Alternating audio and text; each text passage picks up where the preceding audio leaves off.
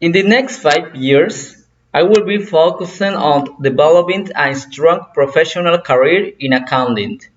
By the end of my 3 years after graduation, I will have obtained additional certification in financial accounting and tax regulation, which will allow me to perform my duties more efficiently.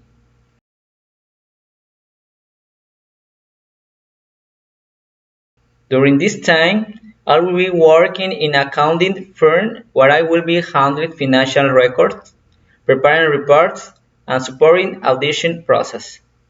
While I am gaining experience, I will be continuously improving my analytical skill and becoming more familiar with accounting software and international financial standards.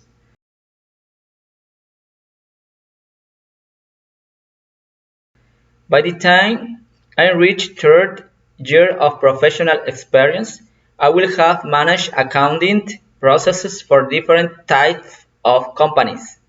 I will have developed a deeper understanding of financial analysis and cost control.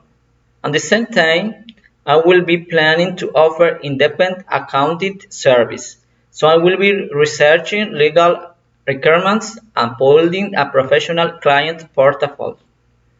In the long term, I will have established my own accounting firm and will be advising business of financial planning on tax compliance.